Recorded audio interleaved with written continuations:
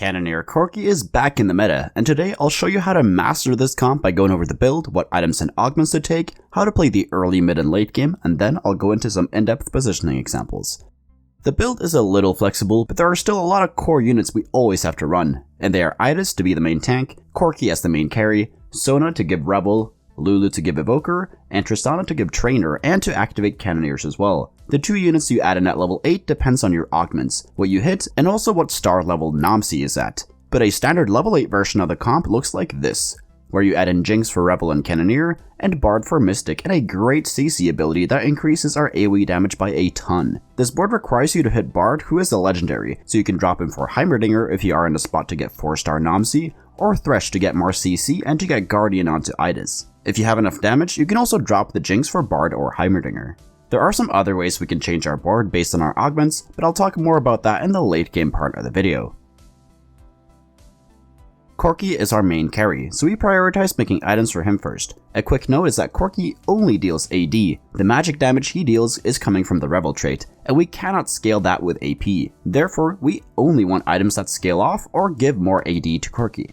He has one core item, and that is Last Whisper. This is because his single target damage is not that high. His traits and spells make him deal AoE, and without Last Whisper, it's almost impossible to get through the stronger tanks in the game, like Idas, so we need that to not instantly lose against those matchups. Additionally, Last Whisper makes the Cannoneer AoE shred armor of all targets that get hit by it. This also increases the damage of our other Cannoneer units. The second item wants to be a damage item. This can be Deathblade, Giant Slayer, or IE. Deathblade is the best as the Cannoneer trait scales with raw AD, and Deathblade gives you a ton of that. Giant Slayer is a little lobby dependent as you only get the full effect against high HP targets, but if there are multiple people with that, this is the best second item. Infinity Edge is great, but it's worse than Deathblade. The advantage of this item though, is that it's easier to put together as you only need one sword and glove, so you will often slam this in the early game to get more power, and then you slap it on Corki late game. Don't be afraid of making IE as the second item on Corki, it is still a great damage item for him overall. The third item wants to be a healing item or another damage item. This can be Hodge, Rageblade, or one of the two damage items mentioned earlier that you did not take. Rageblade is great to make Corki proc Cannoneer more often. Hodge is the best healing item, as it also gives you a little raw AD in addition to the healing. Here are some final item builds for Corki.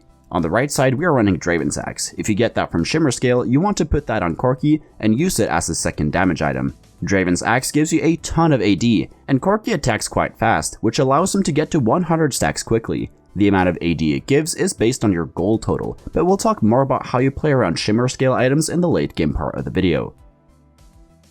The other Shimmer Scale items are not worth putting on Corki. Mogul Male wants to go on Idas until you have 3 tank items there, then it wants to go on Lulu after. Needlessly Big Gem wants to go on anyone that survives in the backline. Since you don't get additional effects on the holder, you put this on Jinx or Tristana as they usually survive for 15 seconds. Goldmancer's Staff goes on Sona for the extra AP, and she deals decent damage, so you have a chance to get some gold from her as well. Gambler's Blade goes on Corki until you have 3 items for him. After that, put it on Sona or Tristana. Determined Investor wants to go on any unit that dies. I like to put this item on Tristana and then just solo frontlining her to make sure that she dies at the start of every fight. But you can also put this on Idas or any other frontline unit you know will die that game. Remember that if you bench Idas, the Shimmer Scale item will pop off, and when you put her back in, it will reappear on the bench. This way you can easily swap the Shimmer Scale items from unit to unit.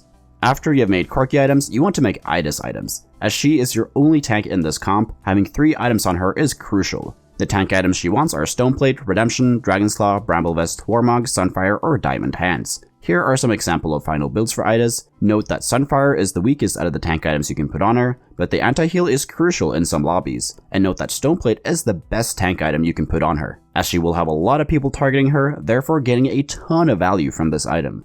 If you get any more items, you want to build items like Zeke's Herald to increase Corki's attack speed, or build Sona items.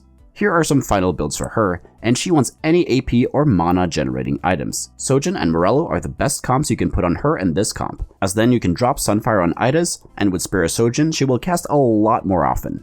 If you get a Spatula, you want to make Guardians backed. This allows you to get 2 Guardians in, which is a big buff to our frontline. Throw this item on Lulu or Sona as they are the most important units to keep alive after Corki. Your board won't change if you make this, as you don't always run Guardians normally, but note that you never chase 4 Guardians in this comp, so if you get offered more than 1 Guardian emblem, do not go for it. You do not want to make Shimmer Scale spat, as we don't want to play 5 Shimmer Scales in this comp either. The best augments for this comp are Cannoneer Heart or Emblem, Celestial Blessing, Cybernetic Implants, Cybernetic Shell, Guardian Heart or Emblem, Item Grab Bag, Revel Heart or Emblem, Second Wind, Thrill of the Hunt, Weak Spot, Gadget Expert if you get it early, Hotshot, Party Favors, Party Time, Portable Forge, Ricochet, Stand United, and Verdant Veil. I mentioned a lot of augments there, and the best ones out of those are Revel Heart or Emblem, Weak Spot, Hotshot, Party Favors, Portable Forge, and Stand United. The carousel priority for this comp is Bow, Sword, Cloak, then Belt. Usually you only need one glove, so I don't like starting glove on the carousel, even though we need one for Last Whisper. There are not many other good glove items in this comp, and TG is bad in this comp if you get too many gloves. The best opener is Cannoneer with Bruisers, where you use Senna as your item carrier for Corki. Some other openers that work are Nidalee carry, Aatrox carry, or Swift Shots with Ezreal or Twitch carry. You can run any frontline, but Bruisers is preferred as you want to run Kench until you hit Idas for more Revel during the mid and early parts of the late game. During the early game, you can make any items for Corki. You also want to slam any tank items for Idas, although you want to prioritize Sunfire and Stoneplate in the early game. One small note is that you don't have to stack up Nomsi early. She can be a big help late game when started up, but if that means you have to play a weaker board, it's usually not worth it. But if you are lost streaking anyways, it's better to put Trainer in to get her stacked up for the late game. Your early game strategy will depend a lot on how good your opener is. In some games you play for a lost streak, and in other games you play for a win streak. If you want to learn more about how to play the early game, check out my guide where I go in depth on that subject. After the Krugs round, you should have more direction towards a comp, and the general requirements to play Corki is to have at least one component for Last Whisper and another component for a Corki item. You also prefer to have Cannoneers and Trainers, but you will be fine without them if you are running other strong units. During the mid game, you always want to hold on to Idas, Sona, and Corki if you're not playing them, and you want to hold on to the other units as well if you don't lose eco for holding them. If you're weak in the mid game, it's usually best to roll at level 7 and all in there. You can either do this on stage 3-5 or 4-1. This is because the comp is not reliant on any legendaries, and a lot of the time, hitting a 1-star Idas or Corki is enough to be stable. Which stage you all in on depends on how much HP and gold you have. If you have enough gold to go level 7 with 30 gold or more at 3-5, then it's fine to do it there. If not, you wait until stage 4-1. When rolling at level 7, you want to stabilize off this board if you hit Idas, and this board if you did not hit Idas. In both examples, replace Senna for Corki, and Heimerdinger with Sona if you hit them as well. During the mid game, it is also important to scout. This is so we can see how many other people are playing Corki. This comp can support 3 players at max, so if you see more than that going for it, consider pivoting to another comp like Xayah or Olaf. Pivoting into Shioyu or Siphon can also work depending on what items you've made. On stage 4-1, you want to be level 7, and from here you have 2 different options. You can either roll at level 7, or you can go for a fast 8. Since our main carry and only tank are forecasts, rolling at level 8 is better, but since this comp is not relying on any legendaries, and we are running a couple of cheap units, we can get away with rolling at level 7 a lot at a time. The games where you roll at level 7 are when you're 70 to 60 HP or lower, you're lost streaking, or if a lot of other players are rolling down here as well. When rolling down at level 7 on 4-1, it is very similar to rolling down on 3-5. You want to stabilize off of one of these 2 boards depending on whether you hit Idas or not. The goal from there is to go level 8 on 5-1 and then roll for the rest of your comp there, so try not to roll below 10 to 20 gold as we need the money to go level 8 later in the game. If you decide to fast 8, the goal is to end up with this board if you hit Bard, and if you did not hit Bard, replace him with Heimerdinger or Thresh until you do so. If you get +1 Cannoneers or Revels, you won't change anything, and if you get +1 Guardian, you will just never run Thresh. Since we are running Shimmer Scale, occasionally we might have to approach the late game differently. If you get Draven's Axe or Needlessly Big Gem as the Shimmer Scale item, then we want to think twice before we spend our gold. Draven's Axe gives 1 additional AD per gold in the bank, and Needlessly Big Gem gives 1% extra damage to your entire team per gold in the bank, where both of them max out at 80 gold. With these 2, you want to hit Idas and Corki 2-star in the late game, then just eco back up to 80 gold and slow roll above 80 gold from there. These items give insane value, and if we spend all our gold donkey rolling for less important 2-stars like Lulu or Tristana, we are losing out on all the value these items give. If the Shimmer Scale item is Mogul's Mail or Determined Investor, your gold total doesn't count, so we just play as normal. If it's Gambler's Blade or Goldmancer's Staff, then we want to donkey roll until we 2-star everything, and then we eco back up to 80 gold. Once you've hit your board at level 8, you have 2 different options from there. The first one is to roll for Corki 3-star. This is definitely the first or 8th kind of play, as 3-star forecasts are stupid strong. I would only do this if you are uncontested and you have a lot of gold after you hit your entire board 2-star on your first level 8 roll down. From there, make sure to slow roll above 50 gold as long as you can, then roll down to 0 once you get low on HP. The second option is to go level 9. Here you will add in Thresh for 2 Guardian, Tahm Kench for 4 Rebels, Senna for 4 Cannoneers, or Soraka to buy more time for your team. Most of the time, I add in Thresh at level 9 as he provides more tankiness and utility to my team. This will require you to be relatively healthy, typically 40 HP or more, and it also requires you to have 2-starred all your non-legendary units. But the more HP and gold you have, the less 2-stars you generally need, as you will be able to make it to level 9 sooner and also with more gold. There's nothing too important to go over beforehand, as Corki ults his target regardless of where he is on the map. But take note that Sona targets the farthest away, Bard targets the largest clump of enemies, and Lulu targets the closest units, whether they're friendlies or enemies.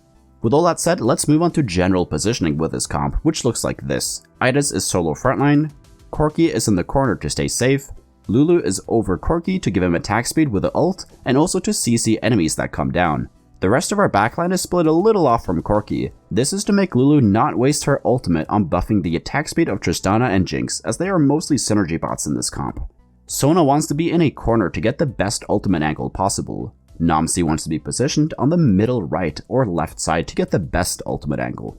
Now moving on to in-depth positioning examples. Against the first guy, the big threat is Siphon. Tristana is Thresh bait, Sona is positioned to ult the entire frontline after they walk down, Corki is in the corner to not get CC'd by Ornn or Qiyana, Lulu is next to him to ult and CC the Pyke. Namsi is positioned to bait the Siphon ult. Against the second guy, the big threat is Xayah and Talon. Talon will jump over and attack Bard, then he will quickly ult to Tristana and Jinx as they are the farthest away within 4 hexes. Bard will lose a lot of HP, but against most Talons, he will not die. Sona is positioned to stun the Xayah. Idas is positioned a little to the left to bait out the Hecarim ulti. Namsi is positioned to ult the Shen and Xayah. Corki will get Ornn ulted here, but there are more important things to dodge like Talon, Hecarim, and Shen.